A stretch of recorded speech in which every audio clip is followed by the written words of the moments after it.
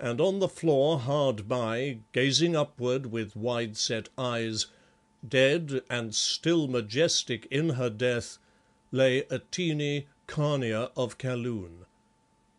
Ayesha waved her arm, and the knife fell from Simbri's hand, clattering on the marble, while in an instant he who had held it was smitten to stillness and became like a man turned to stone.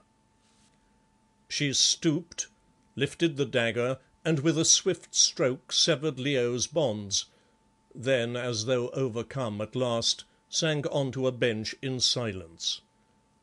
Leo rose, looking about him bewildered, and said in the strained voice of one who is weak with much suffering, "But just in time, Ayesha. Another second and that murderous dog," and he pointed to the shaman, "well, it was in time. But how went the battle, and how camest thou here through that awful hurricane? And, oh Horace, thank heaven they did not kill you after all." "The battle went ill for some," Ayesha answered, "and I came not through the hurricane, but on its wings. Tell me now what has befallen thee since we parted." "Trapped, overpowered, bound, brought here, told that I must write to thee and stop thy advance or die, refused of course, and then—" and he glanced at the dead body on the floor. "And then?" repeated Ayesha. "Then that fearful tempest, which seemed to drive me mad. Oh, if thou couldst have heard the wind howling round these battlements, tearing off their stones as though they were dry leaves! If thou hadst seen the lightnings falling thick and fast as rain! They were my messengers. I sent them to save thee," said Ayesha simply. Leo stared at her, making no comment, but after a pause, as though he were thinking the matter over, he went on, "Atene said as much, but I did not believe her. I thought the end of the world had come, that was all. Well, she returned just now, more mad even than I was, and told me that her people were destroyed and that she could not fight against the strength of hell, but that she could send me thither, and took a knife to kill me. I said, 'Kill on,' for I knew that wherever I went thou wouldst follow, and I was sick with the loss of blood from some hurt I had in that struggle, and weary of it all. So I shut my eyes waiting for the stroke, but instead I felt her lips pressed upon my forehead, and heard her say, 'Nay, I will not do it. Fare thee well, fulfil thou thine own destiny as I fulfil mine. For this cast the dice have fallen against me. Elsewhere it may be otherwise. I go to load them if I may.' I opened my eyes and looked. There Atene stood, a glass in her hand. See, it lies beside her. 'Defeated, yet I win,' she cried. 'For I do but pass before thee to prepare the path that thou shalt tread, and to make ready thy place in the underworld.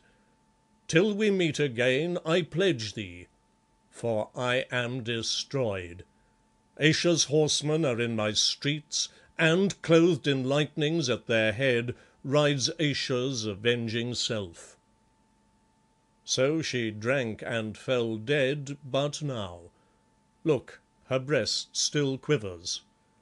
Afterwards that old man would have murdered me, for, being roped, I could not resist him, but the door burst in, and thou camest. Spare him, he is of her blood, and he loved her."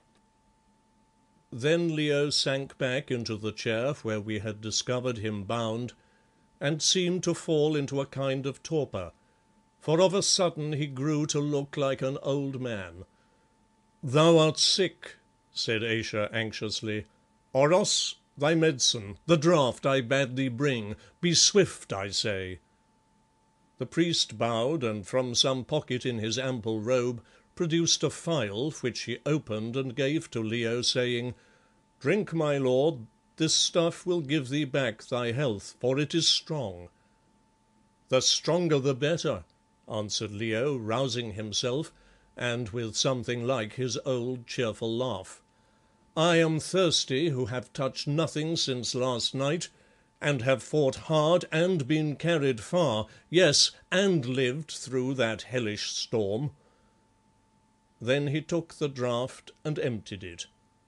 There must have been virtue in that potion, at least the change which it produced in him was wonderful. Within a minute his eyes grew bright again, and the colour returned into his cheeks. "Thy medicines are very good, as I have learned of old," he said to Ayesha, "but the best of all of them is to see thee safe and victorious before me, and to know that I, who looked for death, yet live to greet thee, my beloved. There is food," and he pointed to a board upon which were meats. "Say, may I eat of them, for I starve?" "Aye," she answered softly, "eat. And, my Holly, eat thou also." So we fell to, yes, we fell to and ate, even in the presence of that dead woman who looked so royal in her death, of the old magician who stood there powerless, like a man petrified, and of Ayesha, the wondrous being that could destroy an army with the fearful weapons which were servant to her will. Only Oros ate nothing, but remained where he was, smiling at us benignantly, nor did Ayesha touch any food. End of chapter 22. Recording by Graham Redman.